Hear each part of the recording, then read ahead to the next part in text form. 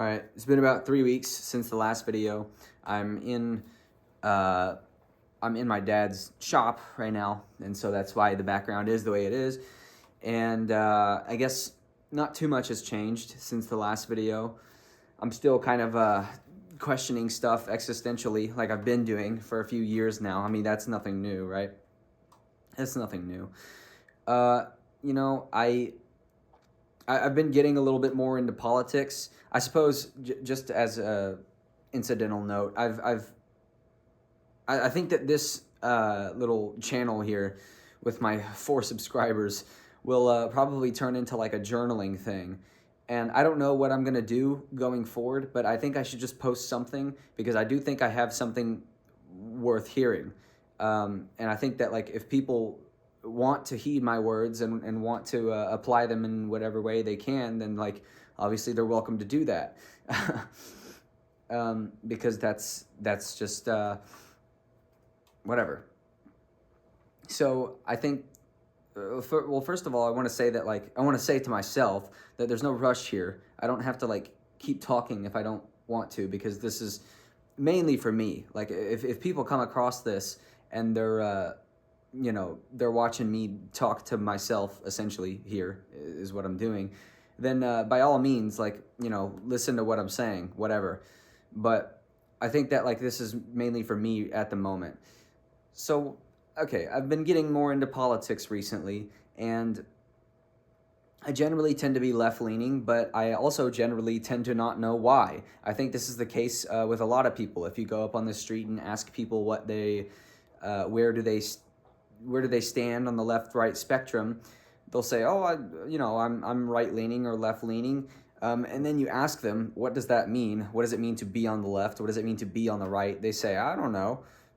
So, like, what is this? I think I read something in the European Journal of Political Science that I may be misquoting that. So please don't quote me on this. But it was like they called it an enigma, right? This is an enigma because it's just curious how we observed this this tendency of polarity within like how we frame the world, but like we can't actually delineate what the left and the right means. What does it mean to be on the left or the right?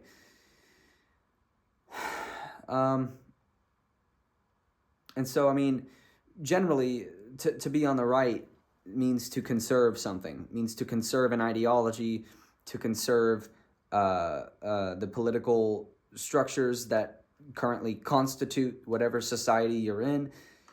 So that's like if the legislative branch is working one way and the judicial branch, and they have this relationship between them, you generally want to conserve that if you're a conservative. That was just one example. That was kind of a weird example. Because like I guess I was thinking of like the Senate and stuff, and you know how I kind of want to get rid of it. You'll hear me talk about that in a second. I kind of like interrupted that clip and inserted this one because I wanted to give more examples, right?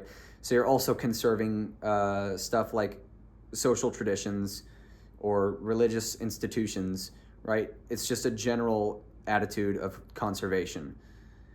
And then obviously with the left, it's all about reforming. It's all about progressing, reconstituting, right? So you'll hear me talk about like my opinions on the Electoral College in a second. But this all goes back to the French Revolution, by the way, this left-right spectrum, because they were, during the French Revolution, this is 1789, it was the Third Estate, right? And they had the reformers or the revolutionaries sit on the left of King Louis, maybe? I don't fucking remember. And then the people who wanted to conserve the current state of things sit on the right. And that's the gist of it, right? That's the very broad overview of how we got the left-right spectrum from the French Revolution. But humans also have an inclination to divide things up into left or right, just as a more broad cognitive tendency, I guess, if that's how you want to put it. Because there's like day and night, there's left and right, there's up and down, there's black and white, there's life and death, right? Everything kind of seems to work in these dichotomies. And this goes back to like Taoism with the why is the fucking name of the thing escaping me? Oh, the yin and yang. Right? So we have a tendency to divide things up into two spheres, even though this may be inaccurate and ineffective for actually like expressing a view comprehensively, because things are not black and white. That's not really how things work. Yeah, there's a day and night, but there's also a morning and evening, right?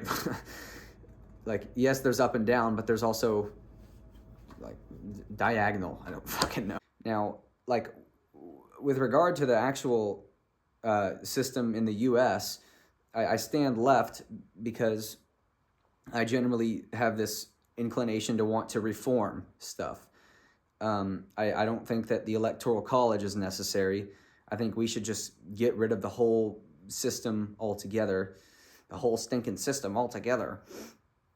If you know Ted Kaczynski, you'll recognize that quote, that rhetoric. We need to get rid of the whole stinking industrial system. I don't know. I'm getting off topic. My ADHD, whatever. But I also don't think we need a Senate. Why is there 2 representatives for Wyoming? Why is there 2 representatives for California? These 2 different states have wildly different populations. Wyoming is like 500,000. California is I don't know how many people, but like 300 or not 300, fucking 30 million or something like that. I could be way off, but my point stands. I'm generally dissatisfied with what I see in the U.S. right now. I think that we're seeing a case of democratic backsliding, and oligarchy is kind of starting to rear its ugly head. I mean,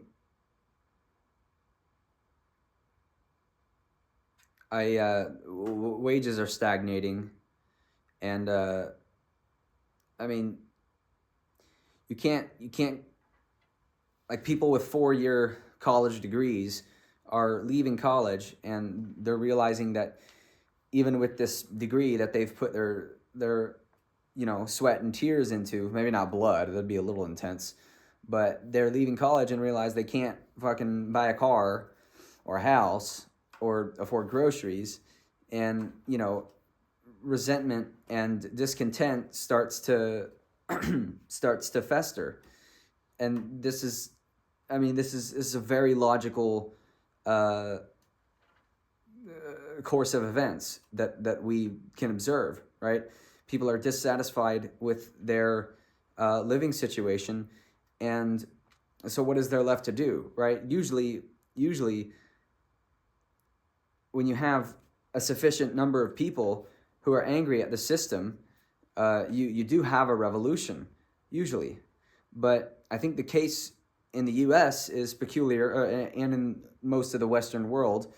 But I guess I'm talking about the U.S. right now because that's where I live.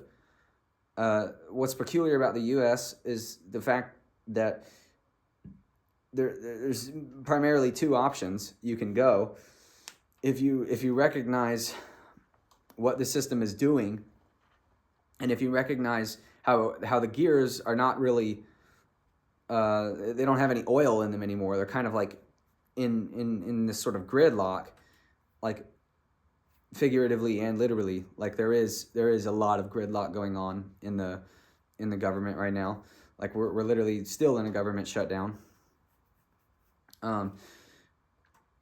But I mean, the 2 options that the general populace has is either to escape by means of like indulging in the most carnal hedonistic desires like just alcohol and like just watching Netflix, watching porn.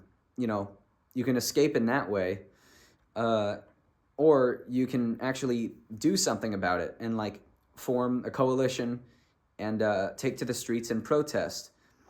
But I mean, to what extent does peaceful protesting even work, really?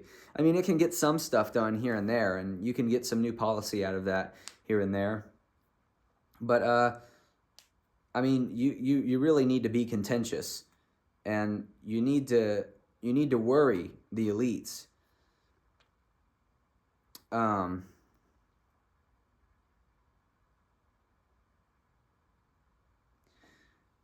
I think that like that's what we need. We need a group of people to be like, all right, we're fucking done with this, and we need them to revolt.